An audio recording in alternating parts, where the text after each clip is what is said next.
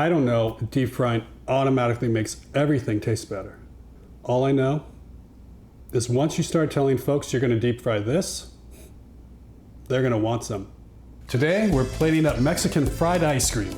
My take on the version made famous by the Chi-Chi's restaurants in the 80s. A delicious scoop of vanilla ice cream that's covered with a sweet and crunchy coating, and then flash fried to give it a warm, crispy shell while still perfectly cold in the center. It's crispy, creamy, warm, cold, and simply irresistible. So let's see if it lives up to the memories. Now, before you start, I highly recommend putting a metal or an aluminum baking tray with parchment paper in your freezer for at least half an hour. The cold metal will just really help cool down your ice cream as you're working on it in this recipe. If you have an ice cream scooper, that's great. If not, just use a spoon. Place it in some warm water just to make the scooping of the ice cream a little easier on you. Obviously for this recipe, you're gonna need some vanilla ice cream. That can be regular vanilla, vanilla bean, or like Chi-Chi's used, French vanilla ice cream, which is what I'm using here today. Weigh out 4 to 5 ounce servings, depending on how generous you're feeling.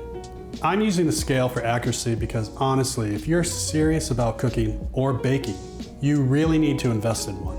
Now, if you don't happen to have one, that's okay.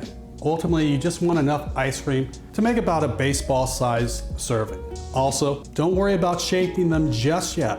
For now, weigh them out and put them on your cold baking sheet to chill out. Once you've got everything weighed out, throw these back into the freezer for about 30 minutes to firm back up.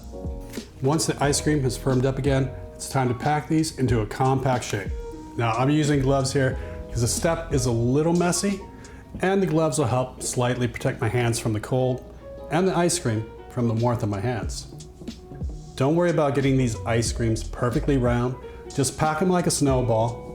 Focus on working quickly and getting these back in the freezer. You're not trying to recreate that scene in Superman where he makes a diamond, so don't overdo it. Just right. Once you're done shaping these, get these back into the freezer for at least an hour while we work on making the cinnamon sugar. The ratio for cinnamon sugar is really simple. It's 4 parts sugar to 1 part cinnamon. For this recipe, you'll need 1/8 cup of cinnamon to 1/2 cup of white sugar. Give it a good mix. Now set this aside and we can start working on the cornflakes. You'll need about 5 to 6 ounces of cornflake crumbs. I have 5.5 ounces by weight, but as you can tell from this measuring cup, that comes out to 1 cup and a quarter. Another reason why I highly recommend investing in a kitchen scale. Now you should be able to find cornflake crumbs at your local grocer in the aisle where they keep the breadcrumbs and fry mixes. If for any reason you can't find them, just get yourself some cornflake cereal. You can blitz them in your food processor or put them in a Ziploc bag and give them a couple passes with a rolling pin. You're looking for a consistency between panko crumbs and breadcrumbs. If you're making your own cornflake crumbs, make a little extra because you just never know. Now hopefully you've let your ice cream firm up in the freezer for at least an hour, as it'll make this next step a whole lot easier. Have another cold baking tray and parchment paper ready for your freshly coated ice creams. I recommend taking 1 ice cream out of the freezer at a time for this next step. Again, the colder the ice cream, the easier and less messy this job will be.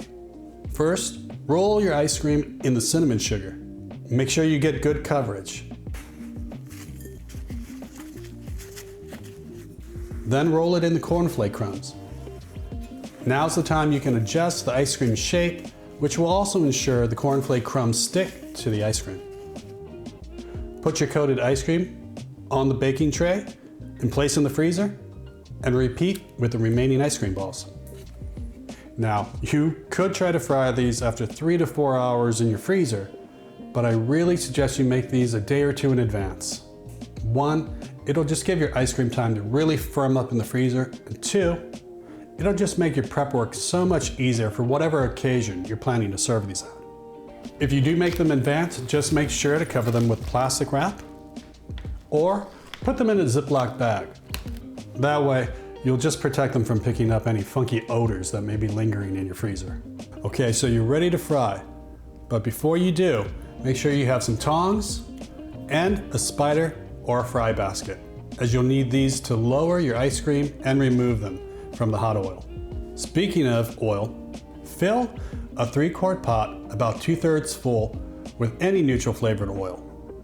Any more oil and you could have spillage, which would make a terrible mess and possibly start a kitchen fire. So don't overfill. Make sure you have a thermometer or an infrared thermometer just to keep an eye on those temps. Set the pot over medium heat and allow the oil to reach 350 degrees Fahrenheit. In the meantime, while your oil is heating up, make sure you have everything you need to plate your ice creams, because these will only fry for 2 to 3 seconds. I'm using a margarita glass, but you can also use a coupe glass like they used at Chi-Chi's restaurant back in the early days. Later on, they switched to frying a flour tortilla and dusting it with cinnamon sugar and serving it on a plate. So that's another option. Honestly, you could just serve this fried ice cream in a bowl and no one's gonna complain. Make sure you have your whipped cream, honey, and cherries ready to go. Now I'm using a piping bag, but you can just use your favorite brand of canned whipped cream. Oh, nothing wrong with that. When your oil reaches 350 degrees Fahrenheit, you're ready to fry. Put the frozen ice cream ball in your spider or fry basket and lower it gently into the oil and let it fry for 2 to 3 seconds. That's it. Let it drain a bit and then plate it up.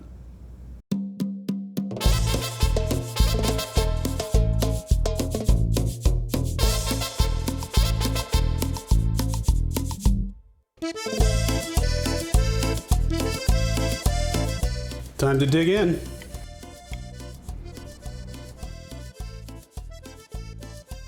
Oh my God, that's so good.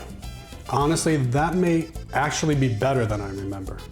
Regardless, this simple make-ahead dessert is sure to be a hit with young ones and grown-ups alike. Especially those grown-ups who remember Chi-Chi's Mexican fried ice cream. As always, if you made it this far in the video, thank you. And a special thank you to all of you who have helped this channel hit 1,000 subscribers. This channel wouldn't exist without your support, so thank you. And if you like this video, I hope you give it a big thumbs up and subscribe. Until next time, eat well and be well. And here's to many more memorable food moments ahead of you. I don't know why I can't get the idea of Chi-Chi serving 2 of these in a boat out of my head.